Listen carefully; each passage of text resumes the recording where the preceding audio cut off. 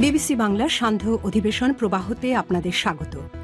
আজ আপনাদের সাথে লন্ডন স্টুডিও থেকে আছি মানসী বড়ুয়া। বাংলাদেশের সর্বশেষ গুরুত্বপূর্ণ আপডেট সংবাদে আপনাকে স্বাগত। শুরুতেই সংবাদ শিরোনাম, পরে বিস্তারিত।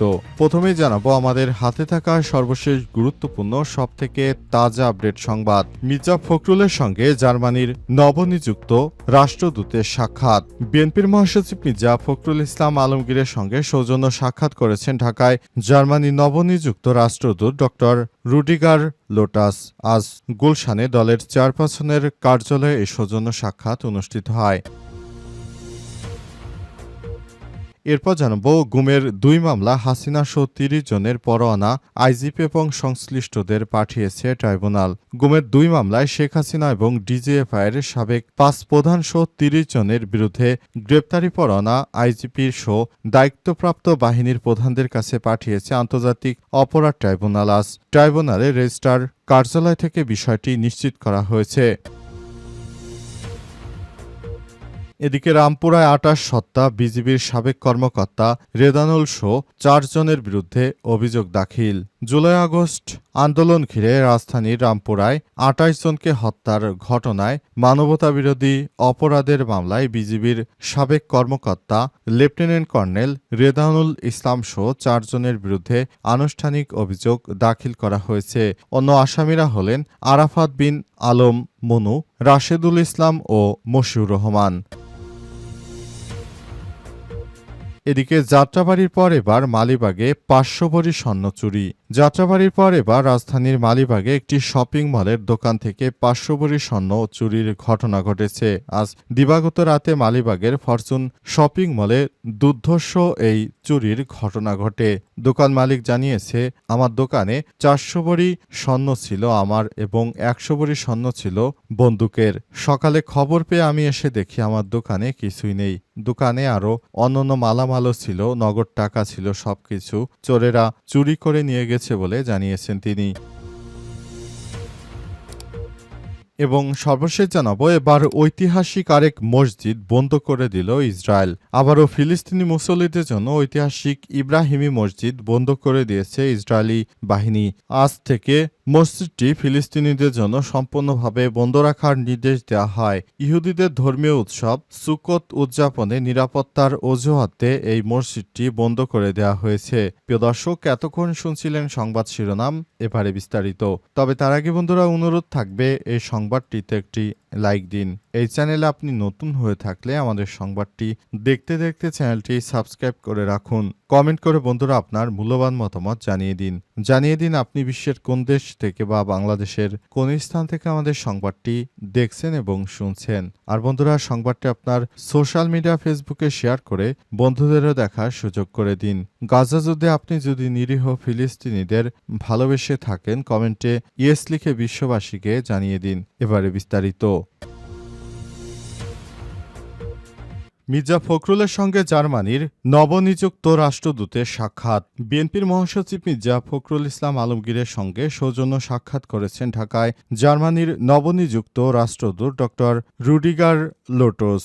আজ 10টায় গুলশানে দলের চেয়ারপারসনের কার্যালয়ে এই সৌজন্য সাক্ষাৎ অনুষ্ঠিত হয়। বৈঠকে বিএনপির মহাসচিব ছাড়াও অন্যান্যদের মধ্যে দলটির স্থায়ী কমিটির সদস্য ও বিএনপি চেয়ারপারসনের ফরেন অ্যাফেয়ার্স অ্যাডভাইজারি কমিটির সদস্য ডক্টর আব্দুল মঈন খান, আমির খসরু মাহমুদ চৌধুরী, বিএনপির ভারপ্রাপ্ত চেয়ারম্যান আন্তর্জাতিক বিষয়ক উপদেষ্টা হুমায়ুন কবির, বিএনপি সাংগঠনিক সম্পাদক ও চেয়ারপারসনের পররাষ্ট্র বিষয়ক বিশেষ সহযোগী উপদেষ্টা কমিটির সদস্য শামা ওবায়দ। এর আগে বুধবার 8 অক্টোবর বিএনপির মহাসচিব মির্জা ফখরুল ইসলাম আলমগীরের সঙ্গে সৌজন্য সাক্ষাৎ করেন ঢাকাস্থ ইউরোপীয় ইউনিয়নের রাষ্ট্রদূত মাইকেল মিলার। ওই দিন বেলা 11টায় গুলশানে বিএনপি চেয়ারপারসনের রাজনৈতিক কার্যালয়ে সাক্ষাৎ অনুষ্ঠিত হয়। সাক্ষাতে তারা আগামীর নির্বাচন, বাংলাদেশের করণীয় শীর্ষক ইত্যাদি বিষয় নিয়ে আলোচনা করেছেন। অন্তর্বর্তীকালীন সরকার আগামী বছর ফেব্রুয়ারির প্রথমার্ধে এই নির্বাচন দিতে চেয়েছেন। ঘোষিত নির্বাচন যথাযথ সময়ে অনুষ্ঠিত হবে দেশে। এই নির্বাচনকে সুষ্ঠু ও সুন্দর করার জন্য বিএনপির নেতৃত্ববৃন্দরাও যার যার জায়গা থেকে দায়িত্ব পালন করছেন। এই বিষয়গুলো সামনে এসেছে।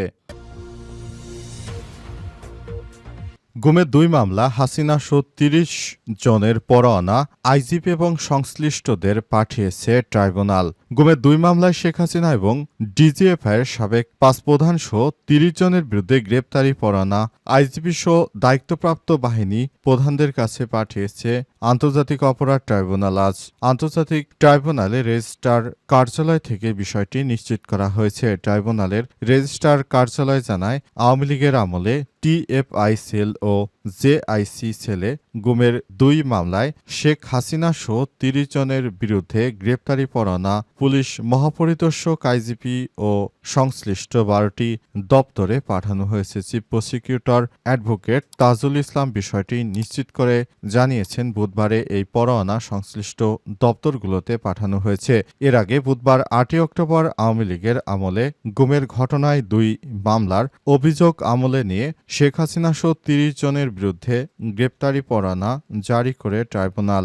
একই দিন সকালে চিফ প্রসিকিউটর তাজুল ইসলাম আন্তর্জাতিক অপরাধ ট্রাইব্যুনাল 1-এর রেজিস্ট্রারের কাছে এ বিষয়ে পৃথক অভিযোগ দাখিল করেন। শেখ হাসিনা ছাড়াও গ্রেপ্তারি পরোয়ানা জারি করা আসামিদের মধ্যে রয়েছেন ডিজিএফআইয়ের সাবেক 5 প্রধান, শেখ হাসিনার সাবেক প্রতিরক্ষা বিষয়ক উপদেষ্টা অবসরপ্রাপ্ত মেজর জেনারেল তারিক আহমেদ সিদ্দিক, সাবেক স্বরাষ্ট্রমন্ত্রী আসাদুজ্জামান খান কামাল, সাবেক আইজিপি বেনজির আহমেদ প্রমুখ। তবে আসামিদের মধ্যে অনেকেরই বিভিন্ন বাহিনীতে কর্মরত রয়েছেন। যদিও চিফ প্রসিকিউটর বলেছেন, আনুষ্ঠানিক অভিযোগ দাখিলের পর আইন অনুযায়ী তারা এখন আর কর্মরত বলে গণ্য হবে না। রামপুরায় 28 হত্যা বিজিবির সাবেক কর্মকর্তা রেদানুল সহ 4 জনের বিরুদ্ধে অভিযোগ দাখিল। জুলাই আগস্টে আন্দোলন ঘিরে রাজধানী রামপুরায় 28 জনকে হত্যার ঘটনায় মানবতাবিরোধী অপরাধের মামলায় বিজিবির সাবেক কর্মকর্তা লেফটেন্যান্ট কর্নেল রেদানুল ইসলাম সহ 4 জনের বিরুদ্ধে আনুষ্ঠানিক অভিযোগ দাখিল করা হয়েছে। অন্য আসামিরা হলেন রিফাত বিন আল মনু, রাশেদুল ইসলাম ও মশিউর রহমান। আজ প্রসিকিউটর ফারুক আহমেদ আন্তর্জাতিক অপরাধ ট্রাইব্যুনাল রেজিস্ট্রারের কার্যালয়ে প্রতিবেদন দাখিল করেন। জানা গেছে, জুলাই আগস্টে গণহত্যার সময় বিজিবির কিছু কর্মকর্তাও সরাসরি জড়িত ছিলেন। তাদের জড়িত থাকার কারণ হচ্ছে তারা সে সময় শিক্ষার্থীদেরকে সরাসরি গুলি করেছিল। যেসব কর্মকর্তার নির্দেশে সেদিন বিজিবির সদস্যরা গুলি করে সেই বিষয়গুলো সামনে আসে এবং সে অনুযায়ী বিচারিক প্রক্রিয়ার মাধ্যমে তাদেরকে আইনের আওতায় আনা হবে। আন্তর্জাতিক অপরাধ ট্রাইব্যুনালের প্রসিকিউটর চিফ তাজুল ইসলাম এই বিষয়টি নিশ্চিত করেছেন। তিনি বলেন, যারা সে সময় শিক্ষার্থীদের হত্যার সঙ্গে সরাসরি জড়িত ছিলেন, যে দলেরই হোক না কেন, তাদের বিরুদ্ধে কার্যকর ব্যবস্থা গ্রহণ করা হচ্ছে এবং তাদেরকে আইনের আওতায় আনার জন্য আমরা সর্বাত্মক প্রচেষ্টা চালিয়ে যাচ্ছি। যারাই এই হত্যাকাণ্ডের সঙ্গে সেদিন জড়িত ছিল, সে যে ডিপার্টমেন্টের লোকই হোক না কেন, তাদেরকে আইনের আওতায় আনা হবে খুব শীঘ্রই। যাত্রাবাড়ির পর এবার মালিবাগে 500 ভরি স্বর্ণ চুরি। যাত্রাবাড়ির পর এবার রাজধানীর মালিবাগ একটি শপিং মলের দোকান থেকে 500 ভরি স্বর্ণ চুরির ঘটনা ঘটেছে। দিবাগত রাতে মালিবাগের ফরচুন শপিং মলে দুর্ধর্ষ এই চুরির ঘটনা ঘটে। পুলিশ ও স্থানীয় সূত্র থেকে জানা গেছে, বুধবার রাত 3টার দিকে মালিবাগের ফরচুন শপিং মলের শম্পা জুয়েলার্স নামের একটি জুয়েলারি দোকানে দুর্ধর্ষ এই চুরির ঘটনা ঘটে। সিসিটিভি ক্যামেরায় দেখা গেছে, চোরচক্রের 2 জন সদস্য বুরকা পরে এসে জুয়েলারি দোকানে ঢুকে দোকানটির শাটারের তালা কেটে বিপুল এই স্বর্ণ চুরি করে তারা। সম্পদ জুয়েলারির মালিক দাবি করেন, তার দোকানে 400 ভরি মতো স্বর্ণের জুয়েলারি সাজানো ছিল। এছাড়াও 100 ভরির মতো বন্ধকি স্বর্ণ ছিল, সেই সঙ্গে 40,000 টাকার মতো নগদ টাকা ছিল। চোরচক্র সবকিছু লুটপাট করে নিয়ে গেছে। তিনি আরো বলেন, প্রতিদিনের মতো বুধবার রাত 9টায় আমি দোকান বন্ধ করে বাসায় যাই। এক পর্যায়ে সকালের দিকে মার্কেটে দারোয়ানের মাধ্যমে খবর পেয়ে এসে দেখি আমার দোকানে কিছুই নেই। এর আগে গত বুধবার রোববার 5 অক্টোবর রাজধানী যাত্রাবাড়ি একটি জুয়েলারি দোকানি দেয়াল কেটে প্রায় 125 ভরি স্বর্ণালংকার ও পৌনে 3 লক্ষ টাকা চুরি করে নিয়ে গেছে দুর্বৃত্তরা। এই ঘটনায় 7 অক্টোবর যাত্রাবাড়ি থানায় একটি মামলা করা হয়েছে। সেই সঙ্গে সিসিটিভি ফুটেজ পর্যালোচনা করে জড়িতদের শনাক্তের অভিযান চালানো হচ্ছে। যে বা যারা এই ধরনের চুরির সঙ্গে যুক্ত, তাদের কাউকেই ছাড় দেওয়া হবে না। যারা সব চুরির মতো অপকর্ম ঘটাচ্ছে, তাদেরকে কোনোভাবেই রেহাই দেওয়া হবে না। কেউ যেন এই ধরনের অপকর্ম আর না করতে পারে, সেজন্য ব্যবস্থা নেওয়া হচ্ছে।